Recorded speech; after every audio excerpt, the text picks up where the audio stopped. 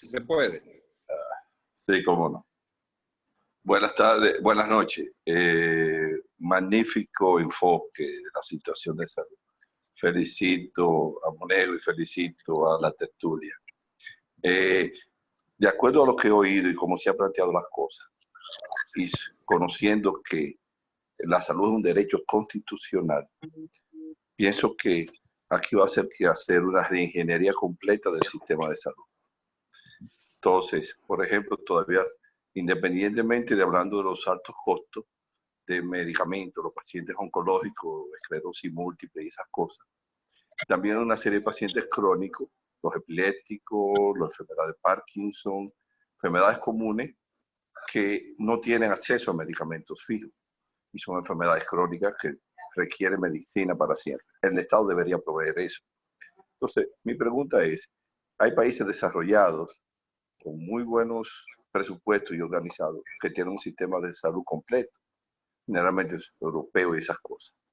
Entonces, si nosotros nos vamos a los países como el nuestro, del tercer mundo, de producción más o menos igual, ¿qué sistema de salud ver que pudiera servirnos de base para nosotros cambiar hacia lo que necesitamos?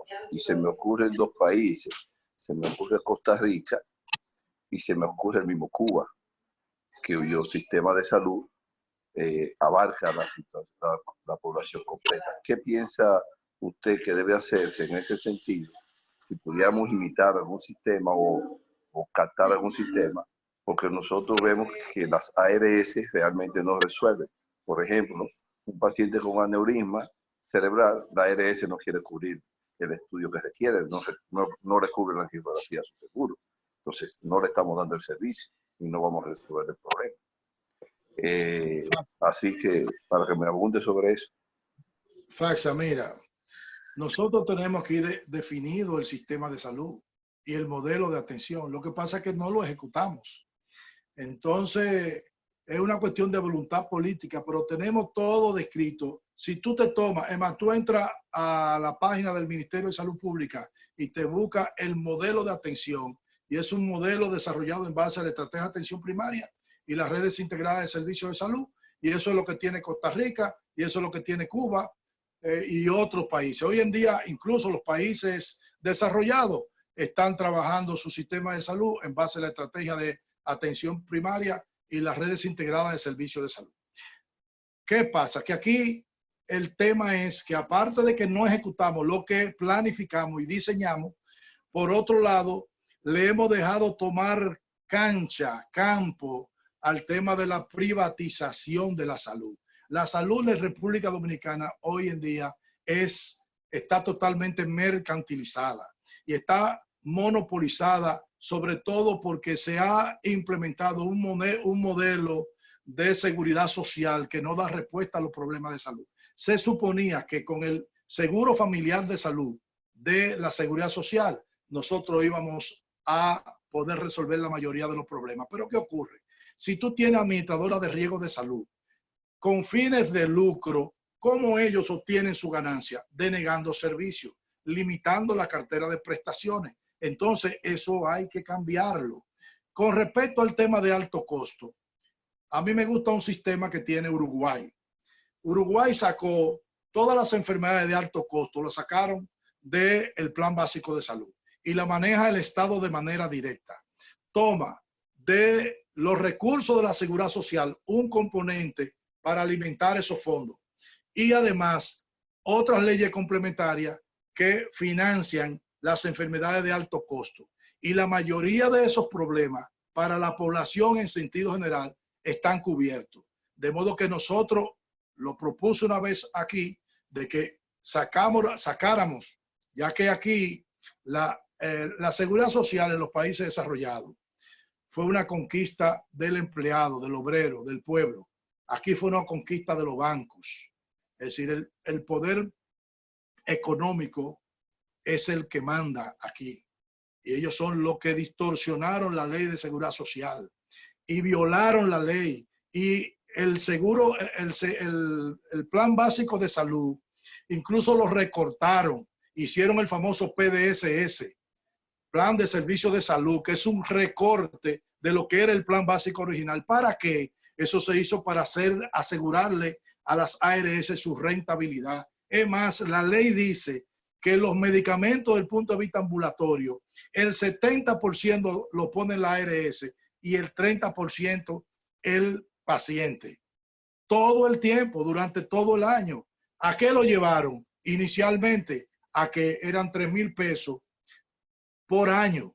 Una sola receta. Quizás tiene los 3,000 pesos y ya esa persona se quedó sin medicamento. Posteriormente se amplió eso a 8,000 pesos, que siguen siendo insuficientes. ¿Qué hicieron las ARS en un momento determinado? Con enfermedades de alto costo.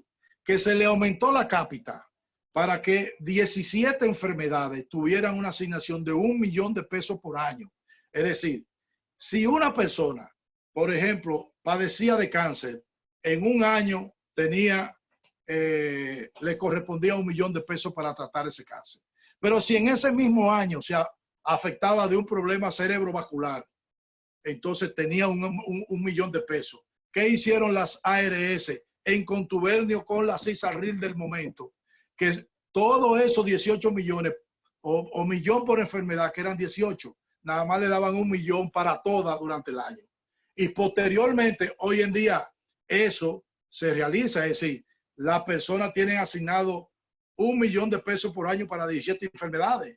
Pero para eso hubo que aumentarle un 6% a la cápita, otra vez, de modo que sigue siendo los instrumentos de la seguridad social un elemento importante para producir la injusticia desde el punto de vista social sanitario que es la República Dominicana y un elemento importante para engordar esa ARS. De modo que el tema es que hay que hacer una reforma profunda de la ley de la seguridad social, del plan básico de salud, porque ¿qué es lo ideal? Lo ideal es que haya un catálogo de prestaciones negativo. Es que te digan qué enfermedades no cubre. ¿Y qué es lo que hay hoy en día? Un catálogo que te dice qué es lo que cubre y todo lo que está afuera no lo cubre. Incluso en un momento, la gestión de CISARRIL anterior introdujo una propuesta de incremento del catálogo, donde la mayoría de las cosas nuevas eran prácticamente quirúrgicas. Y lo que hicieron fue desagregar una serie de situaciones. Por ejemplo, fractura. El catálogo actual dice que están cubiertas todas las fracturas. ¿Qué hicieron en esa propuesta de catálogo? Que nombraban fractura por fractura. Por ejemplo, fractura de costilla, fractura de pierna, de tibia, de peroné, en fin. El hueso que no tuviera ahí se quedaba fuera. Entonces, aunque detallado se viera más, era menos porque estaba diciendo cuáles fracturas cubría cuando el que está vigente dice que toda la fractura. Entonces, siempre ha habido un manejo ahí protegiendo los intereses de esos grandes capitales. Mientras no se transforme eso, vamos a avanzar muy poco. De modo que el modelo que tenemos nosotros aquí es cónsono con el que tú mencionas de Costa Rica. A Cuba a mí no me gusta meterlo porque está dentro de un régimen político diferente al nuestro. Y en Cuba las cosas se hacen sí o sí. Es decir, no es lo mismo que aquí. Hay una democracia, mal llamada democracia, imperfecta, que cae en el libertinaje y todo el mundo hace lo que le da la gana y no tenemos un Estado que sea capaz de penalizar las cosas mal hechas. Saludos, doctor. Hola. Un placer. Doctor, dado que las enfermedades son las principales causas de muerte en la humanidad, la expectativa de vida o promedio de vida o vida promedio constituye un número significativo para medir la salud de los países.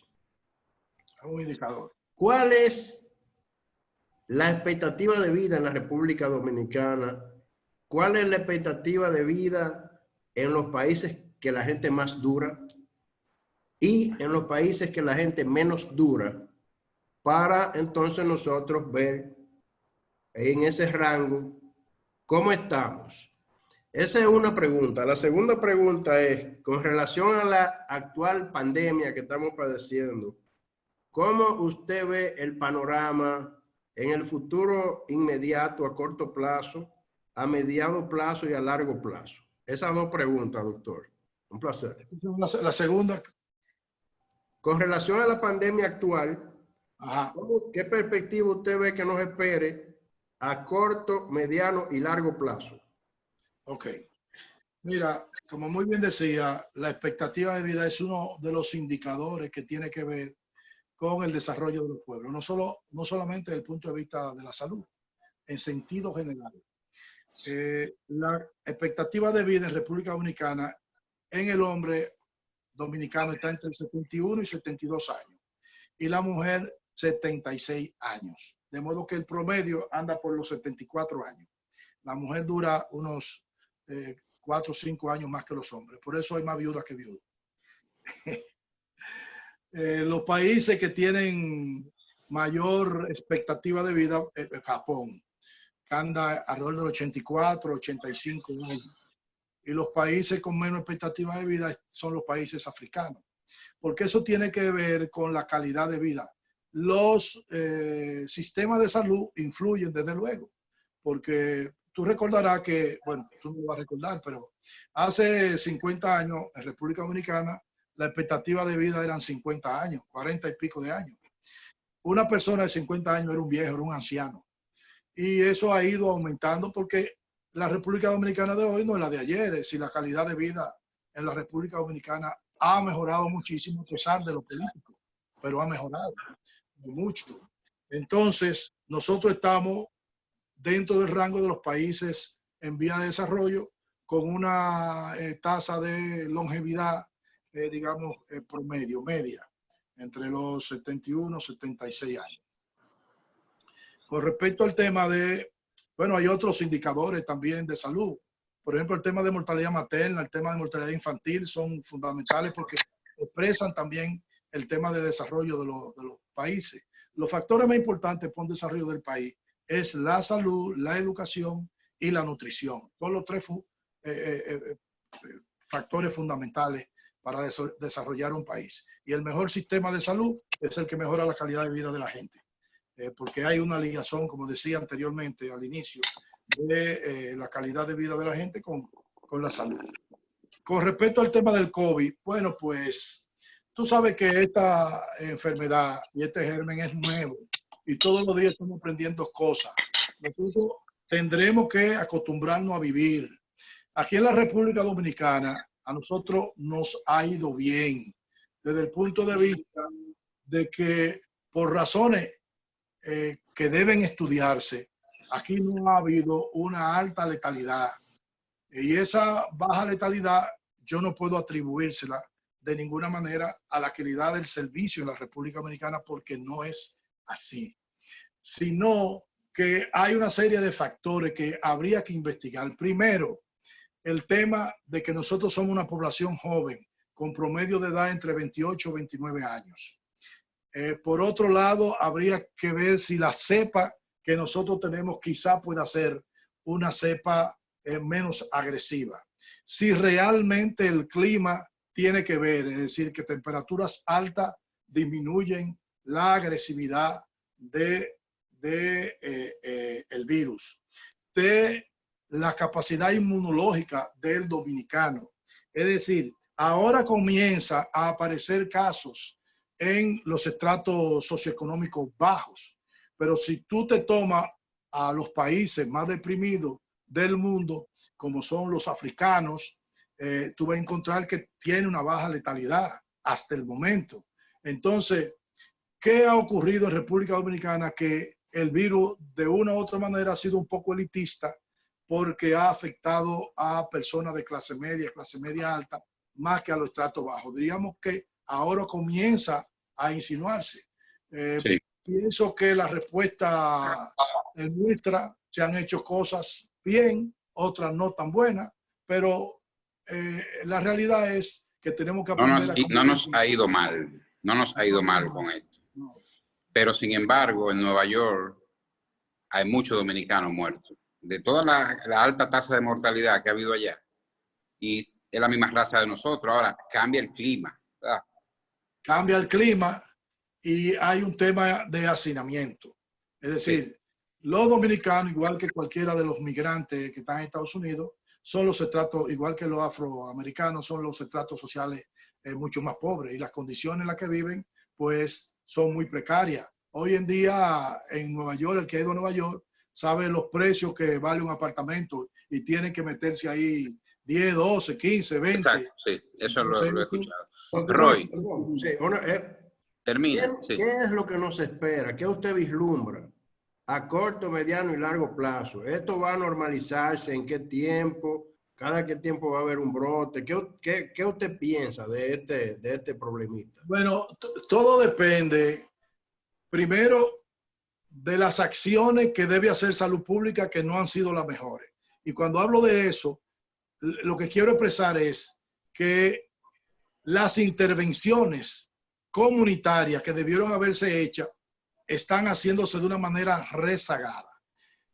República Dominicana no ha contado con el número de pruebas necesarias que le permitan dimensionar la epidemia en las comunidades. Fíjense que San Francisco de Macorís, cuando se hace un operativo, se hace 3 semanas después. Cuando se hace un operativo, entre comillas, en la capital, sabiéndose que es el principal centro de contagio, la semana pasada, el jueves comenzó el jueves, es decir, que estamos detrás como consecuencia. Aquí hay un subregistro muy importante, tanto de los contagiados como de los fallecidos. A pesar de eso, no hemos tenido una epidemia que haya desbordado los centros de salud, porque esa es la realidad.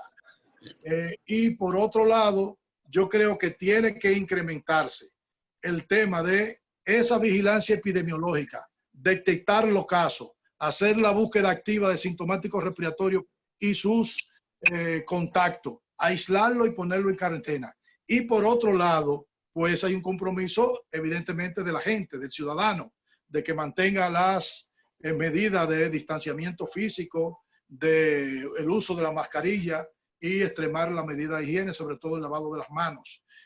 Pienso que en los próximos días nosotros vamos a tener un incremento de los casos como lo estamos viendo. Hay una relación, más pruebas, más casos. Nosotros tampoco hemos podido tener una cantidad estandarizada de pruebas.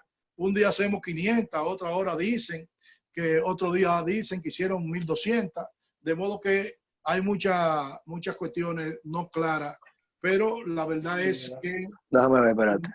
que no hemos tenido o tenemos una letalidad, digamos, adecuada y manejable en nuestro país. Con respecto al futuro, pues vamos a tener un incremento que pudiera ser de que la gente, como te decía, mantenga esa serie de medidas y la asuma. Y ya veremos, ¿no? Uno no puede predecir lo que va a pasar aquí. Porque Oliver Díaz. Oliver. Espérate, voy. Oliver. Adelante. Diantre, espérate. ¿Dónde? ¿Aló? ¿Me oye? Sí, sí. Discúlpame. La pregunta, no, yo la charla, le felicito al don que está haciendo la charla, no lo conozco, de verdad. Saben que yo no estoy en ese medio de la medicina. Pero el asunto que a la persona que le preguntó que cuál sistema era el óptimo para que nuestro país se guiara. Yo viví una experiencia con mi suegro en Colombia. Mi suegro tenía, allá en Colombia el sistema es muy parecido a República Dominicana, porque yo he visto que muchas de las ARS son manejadas por colombianos. Bueno, la de VHD es manejada por un colombiano, que tengo entendido. Y en Colombia, mi suegro, pues está inventando, dejó de pagar el plan que es como Plus. Que no va a gastar ese dinero. Un cáncer de cerebro incurable. El doctor César sabe de eso, porque hablamos mucho con él, el oncólogo que está aquí en la tertulia. Y mi esposa tuvo que viajar a Colombia, pero definitivamente el sistema colombiano, como usted decía, que el Estado, las enfermedades catastróficas, Estado que la cubre, las medicinas de enfermedades catastróficas es el Estado que la maneja, se pudo hacer a través, él quedó con el seguro básico, el más básico de allá. Y a ese le hicieron todas las operaciones de cerebro, todas las operaciones más caras, todos los medicamentos más caros, y no hubo que buscar un centavo. La diferencia era irrisoria comparado con el medicamento. Quiere decir que lo que usted dice sobre el plan de que el Estado, el seguro básico debe cubrir toda la necesidad de un ciudadano, sí es cierto y funciona. En Colombia eso funciona de verdad. ¿Qué es lo que pasa? Que sí hubo que hacer los trámites del lugar para que no diera cabida a que fuera un fraude. Tú ves, tiene que la persona ir a los diferentes sitios, a las diferentes instituciones, demostrar que esa persona tiene el cáncer realmente, porque los medicamentos se prestan a venderse, pero es una realidad, yo estoy de acuerdo con usted, es una realidad lo que usted dice de que si un sistema de salud está bien elaborado, el plan básico en Colombia es ilimitado. Porque el dinero, César sabe, César. Mira, ¿Cuál es la pregunta, Oliver? ¿Tiene alguna pregunta? Eso mismo, que yo estoy de acuerdo con él en el sentido de que el Estado debe manejar las enfermedades catastróficas como él lo dice. Si un Estado es eficiente, lo que él estaba diciendo, estoy de acuerdo 100% con él. Que eso funciona, ese sistema funciona como él lo está planteando. Lo que pasa es, fíjate, el sistema de seguridad social en lo que respecta al tema atención, el seguro familiar de salud, el nuestro es una copia al carbón del colombiano, una copia al carbón del colombiano. Colombia pasó por lo que estamos nosotros. Colombia tuvo que hacer una reforma de la reforma, porque el sistema de salud en Colombia colapsó totalmente. Y las AFP de aquí, no recuerdo el nombre que tienen allá, hacían lo mismo, hacían lo que le daba la gana. Desapareció allá todo lo que era la atención primaria y lo que mandaban eran las ARS. Entonces, la famosa ley 100, que fue la que dio cabida a eso en Colombia, pues tuvo que ser posteriormente modificada y nosotros estamos donde estaban los colombianos hace unos años. De modo porque lo nuestro, lo que respecta al plan básico de salud fue una copia del colombiano. Lo que respecta al tema de las pensiones en la seguridad social es una copia del chileno.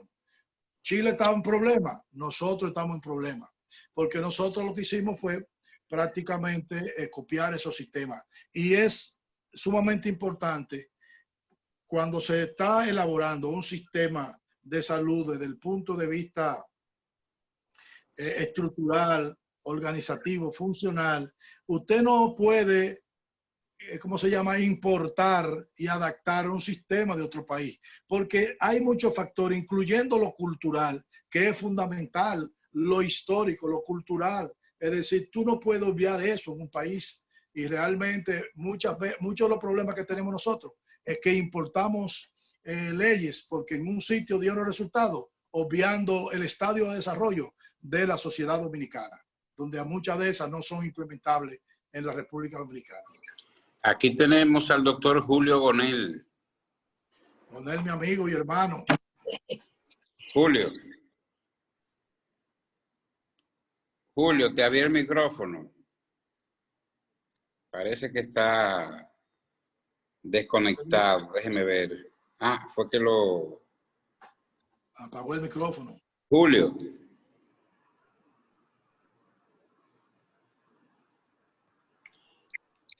Ahora sí. Bueno, ¿me escucha? ¿Qué tal, Julio? Bienvenido. Muchas gracias. Buenas noches, sí. Nelson, siempre con su comentario encendido. Nelson, mira, muchas cosas que tú has dicho yo las comparto, pero en cuanto a la ley, hay muchas cosas que en la ley están bien, pero no se ha hecho una adecuada aplicación. Y aquí se ha beneficiado un sector que es intocable. Y el gobierno, y tú estando en el gobierno, apoyaron medidas de que la ARS tienen poderes. Ellos nombran a los superintendentes. Los superintendentes tienen con ellos facilidades y nosotros como médicos ni siquiera estamos representados en la ley. No tenemos voz ni voto. Estamos ahí. El colegio médico no puede ni hablar. Entonces, cuando se toman decisiones nos perjudica a nosotros. Por ejemplo, la ley hizo bien porque creó una salud colectiva igualitaria para mucha gente y los pobres tienen acceso a centros privados de salud. Pero cuando van, como tú decías, que son 3.000 pesos una receta. Y eso es lo que hubo que lograr y pelear para que la subieran a 8 y todavía 8 se te van en 2 recetas. Y además, cuando tú le indicas un medicamento, si tú no estás afiliado, no te cubren, pero es el afiliado que tiene seguro, no el médico. O sea que todo es en beneficio de la ARS. Entonces, una ley que está dirigida por el secretario de Trabajo y no por el secretario de Salud, y que es más fácil que te corten una pierna, te cobran amputación, pero si hay que hacer una revacunación, no te cubre, que ahora comenzaron ya a aceptar algunos procedimientos. O sea que, como tú decías, la ley necesita que el colegio médico, Andeclip, el gobierno, la ARS, se sienten en una mesa a buscar cuáles son las cosas que hay que cambiar. Y porque todo el mundo sabe, pero a la hora de hacerlo no lo hacemos. Si tú tuvieras ahí poder en la secretaría, en el gobierno, ¿qué tú harías con la ley? ¿Qué serían los pasos que tú encaminarías para que esa ley cambie? No en el nombre, sino en la ejecutoria real, hacia los médicos, hacia las clínicas y hacia los pacientes que son los que más la necesitan. Muchas gracias. Mira, yo lo decía anteriormente de que hay cosas que están en la ley que se han violado. Es decir, el tema no solamente es tomar la ley y modificarla, no, hay que revisarla y ver qué cosa que tiene la ley, y ya mencionaba el tema de los medicamentos, no se ha aplicado o se ha acomodado y qué cosa hay que cambiarla. ¿Qué es una cosa que tiene que cambiarse en la ley? O el poder de veto que tiene el sector empresarial que representa a las AFP y a la ARS. Es decir, ellos, nada más basta con que ellos se levanten de la silla y se vayan, ahí quedó todo, porque ellos tienen un poder de veto. ¿Quién debe tener solamente el poder de veto? El gobierno, porque se supone que el gobierno es el que representa a todos los intereses, sobre todo el de los más vulnerables. De modo que tú no oyes mencionar ni siquiera los partidos de oposición hablar de eso. No hablan de eso, es decir, hay que eliminar el tema del veto, que solamente el veto lo tenga el gobierno. Pero para eso hay que arremangarse la manga con esos sectores poderosos, como el sector empresarial, que es lo mismo decir la oligarquía económica de este país, que es la que manda desde atrás. Eso es así. Por otro lado, los médicos sí tienen voz y voto en el Consejo de la Seguridad Social. Lo que pasa es lo siguiente. Primero, el Ministerio de Salud Pública, yo te lo voy a decir ahora, porque yo soy miembro del Consejo Nacional de la Seguridad Social.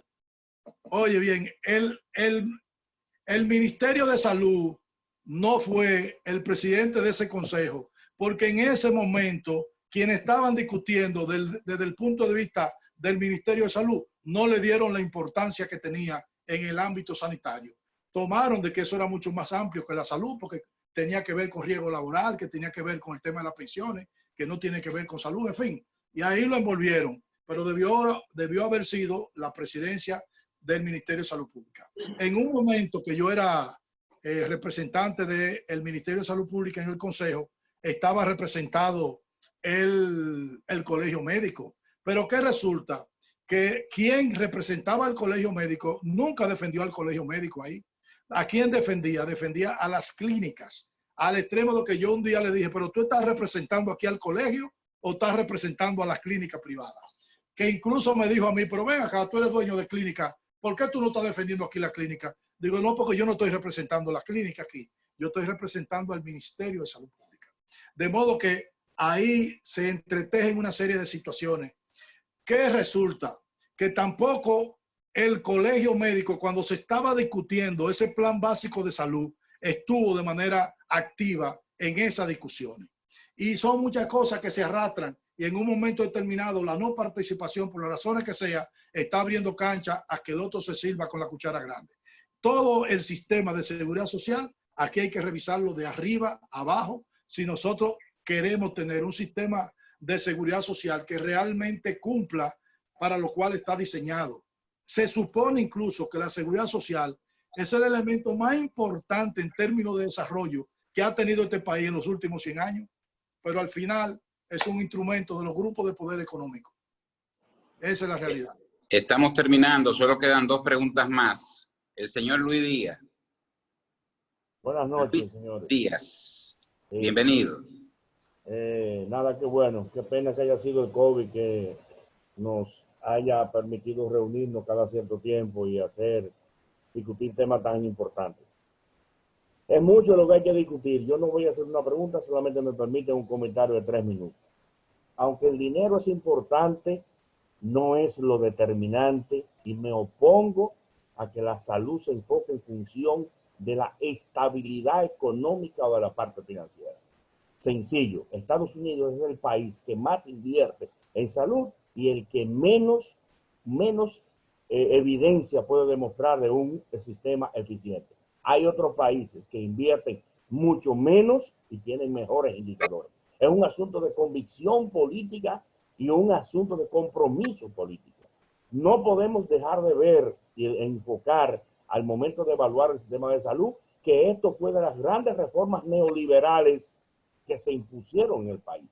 Lo que ha fracasado ciertamente, al igual que la democracia populista, es el sistema neoliberal de que aunque en nuestro país la salud es un derecho fundamental, en esencia la salud está en manos del sector financiero de la República Dominicana, no de otra cosa. No creo que esa ley esté mal aplicada, es que esa ley no sirve desde un principio, señores. Eso es lo que están discutiendo en Colombia ahora. No habrá ni atención primaria, ni mejoría de atención con la intermediación. No lo habrá. Por eso los colombianos en estos momentos, lo mismo que los chilenos, están estableciendo la eliminación de las ARS. Porque las ARS no hacen absolutamente nada. Absolutamente nada. De cada 100 pesos que llega a la seguridad social, a las ARS, ya hay 10 pesos que son de ellos. Hay 10 pesos que son de ellos. Que no son 10, que son más. ¿De acuerdo? Porque todo el dinero que tiene que ver con vacunas lo coge la ARS.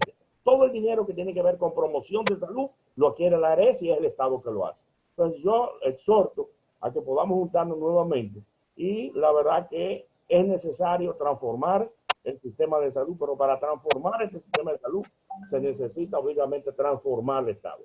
Bajo las condiciones actuales de compromiso que hacen estos candidatos, tanto el actual como de oposición, no hay manera de lograr, porque hay que romper con estructuras económicas que son quienes apoyan, quienes dan el dinero y que después exigen que la salud siga siendo un negocio.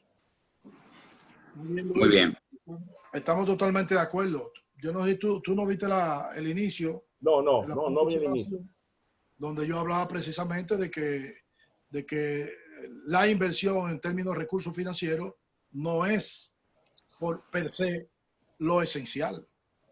Si tú no tienes un plan, una estrategia y el compromiso y la voluntad política de hacer las transformaciones estructurales y funcionales que hay que hacer, no hay forma.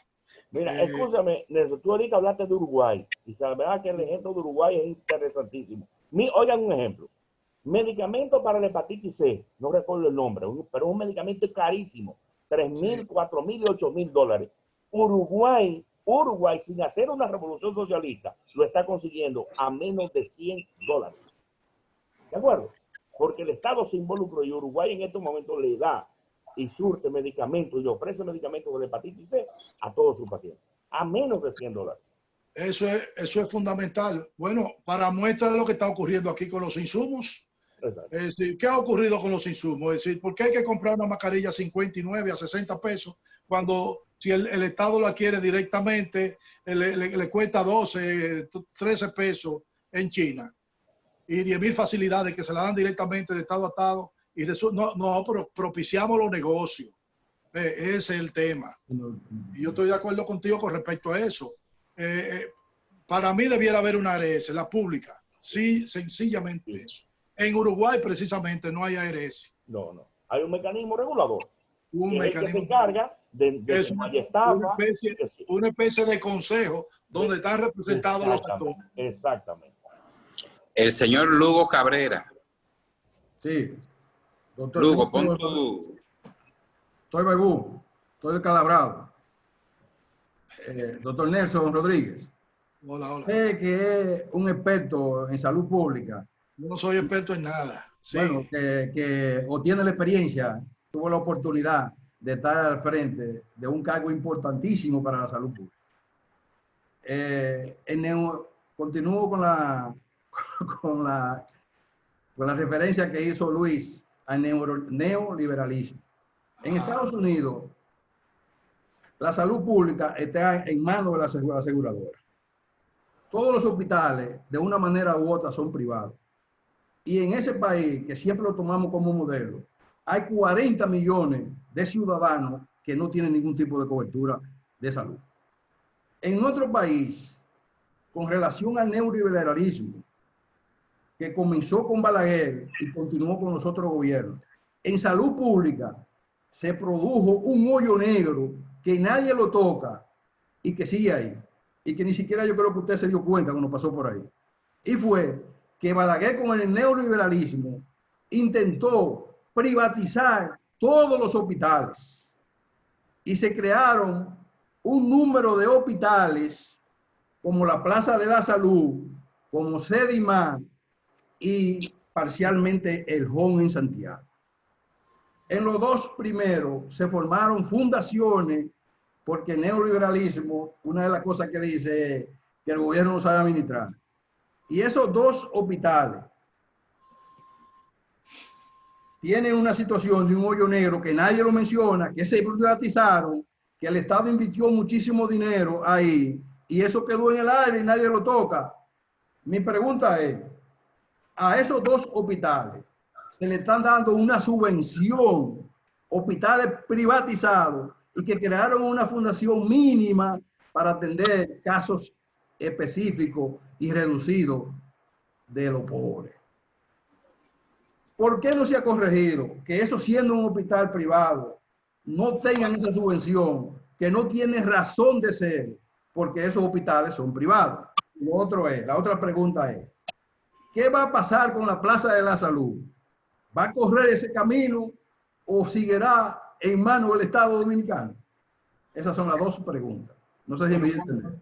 ¿Cuál será la ciudad sanitaria, tú dices? Sí, la ciudad sanitaria, perdón. Acepto la concesión. Bueno, mira, cuando yo fui director del Servicio Nacional de Salud, yo no consideré nunca como hospitales públicos al Sedimar ni a la Plaza de la Salud. Porque esos hospitales que tuvieron inicialmente un origen público, de una u otra manera esos hospitales se privatizaron. Esos hospitales, incluso en un momento determinado, no sé ahora, recibían alrededor de 46 millones mensuales, 23 millones mensuales de subvención. Y esos hospitales no veían a ningún infeliz. Ninguna persona que no tuviera recursos podía ir, ni puede ir ahí todavía en estos tiempos. De modo que yo propuse en su momento, y era que ya con el nivel que tienen, no hay un gobierno con la voluntad de asumir esos hospitales. Era simple y llanamente que se dejaran como privados, pero que se le quitara la subvención que se le daba. Esa fue mi propuesta, eso nunca se oyó y eso continúa tal y como está. Además, incluso lo que es Sedimar hoy, Sedimar era el centro diagnóstico de la Plaza de la Salud, que cayó en manos del patronato asumido por la iglesia y lo convirtieron posteriormente en un hospital, porque esas son de las cosas que aquí en el camino se distorsionan. Sedimar era el centro diagnóstico de la Plaza de la Salud y posteriormente lo convirtieron en otro hospital. Ahí hay una duplicación incluso de inversión en cuanto a tecnología.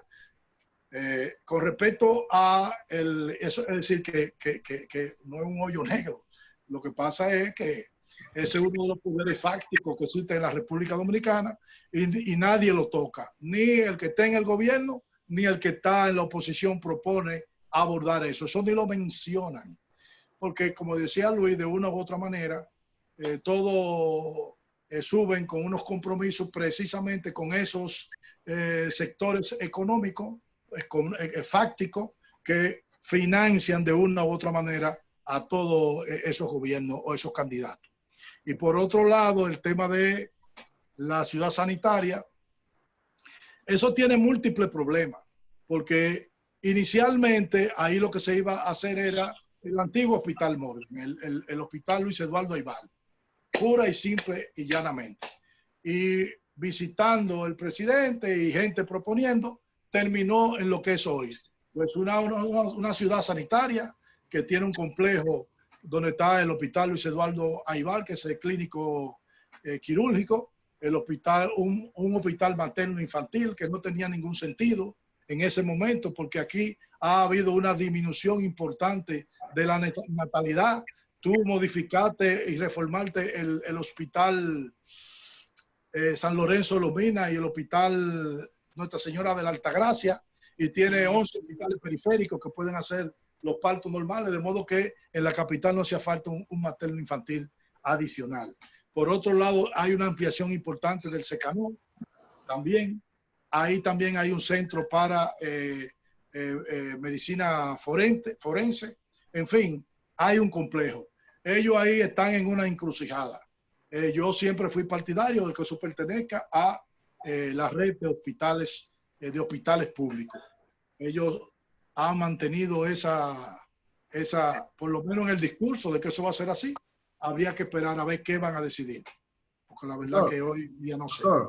Doctor, quedó la propuesta que usted hace, que es muy sana y ciudadana, de que a esos hospitales se le quite la subvención, queda cojo en un sentido de que esas propiedades del Estado no pueden pasar simple y llanamente al sector privado.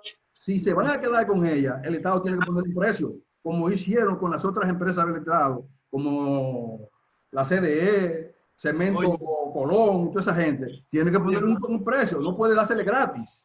Es que esos terrenos y esas propiedades se la pasaron a ellos hace mucho tiempo. Es decir, ellos son los dueños de eso. Eso lo aprobó el Congreso, todos esos terrenos. Es más, te voy a decir más. En esos terrenos de la Plaza de la Salud y Sedimá, era que se iba a construir el Hemocentro. ¿Y qué resulta? Que ahí había un solar, porque hay terreno ahí todavía hábiles, había un solar que de parte del ministerio y el gabinete coordinador de políticas sociales, había un solar ahí que pertenecía a la iglesia, y que el arzobispo cardenal López Rodríguez era el más, se le convenció para que donara el solar.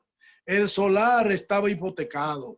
Se hicieron la diligencia para liberar la hipoteca en el Banco de Reserva. Se liberó. Se invirtieron unos millones de pesos en la confección de los planos. Y al final, entonces resultó que cuando iban a ampliar el Sedimá, el cardenal echó para atrás y entonces desistieron después de haber hecho toda esa diligencia y esa inversión en la confección de plano, y terminó ¿a dónde? Terminó allá al lado del hospital Ney Arias Lora, allá por Villamella, el centro, el Hemocentro. Todas esas son de las cosas que se dan aquí. Doctor, por último. El señor Lugo, hay una persona que tenemos que terminar ya. Déjame hacer una aclaración final, perdón, que yo creo que haga un aporte ante esa situación. El Estado construyó esos hospitales. El Estado hizo una inversión. Y eso quedó en una fundación. Y hay un precedente en ese sentido en Santiago que podría eso tomarse. Y fue que el Colegio La Esperanza, que era de la tabacalera, se hizo una fundación y pasó a nombre de esa fundación. Y vino el gobierno de Hipólito y disolvió esa fundación y pasó el colegio al Ministerio de Educación. Con eso termino. Gracias, doctor. Ok, el señor Joel García, para terminar. Joel García, yo le abrí el micrófono, él quería hacer una pregunta. Nelson, parece que Joel García no está disponible. Déjeme ver, abrir el micrófono de nuevo. Ya estamos terminando. Ha sido una noche de mucho aprendizaje. Se ha tocado el tema. Se han aportado soluciones. Y nosotros te damos las gracias profundamente. Mucha gente está satisfecha con la exposición. Te damos las gracias, Nelson. Le estaba abriendo el micrófono a Joel, pero Joel... Emprendió la huida. ¿Cómo? Emprendió la huida. Joel García. Parece que no está. Bien. Muchas gracias, Nelson. Todo esto estará en YouTube pronto, mañana, para que sea distribuido. Y muchas gracias. Fue muy enriquecedor. Sí, bien. Muy bien. Bye. Gracias.